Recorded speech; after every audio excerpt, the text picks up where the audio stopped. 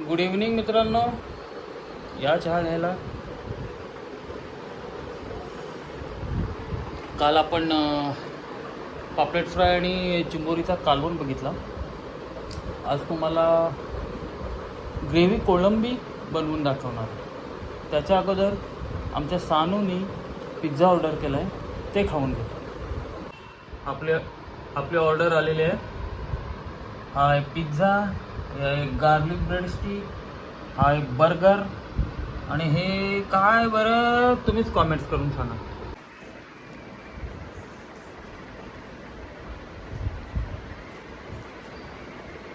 शी बेकार एकदम. ह्याच्यापेक्षा आपली सुकट भाकरी फार चांगली.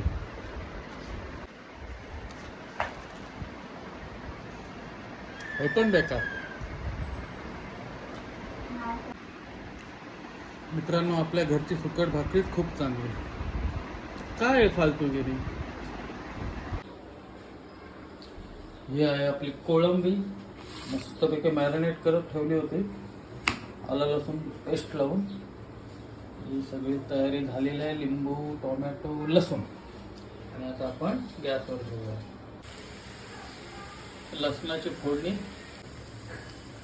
थोडी हळद टाकलेली आहे, आणि 2 चमचे आपल्याला 2.5 चमचे आपल्याला मसाला टाकायचा. ओके, मिश्रण घट्ट करून घेऊया. आणि ह्याच्यात आपल्याला कोळंबी टाकायचे. त्याच्यावर अर्धा लिंबू टाकायचं. ओके, त्याच्यात मीठ टाकायला विसरलोय अजून.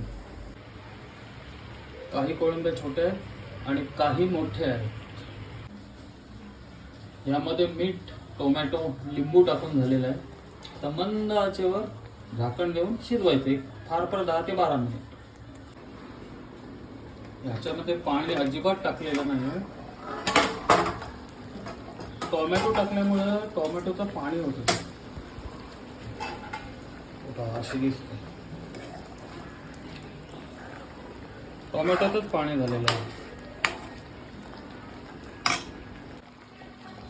आपली ग्रेव्ही कोळंबी तयार झालेली आहे.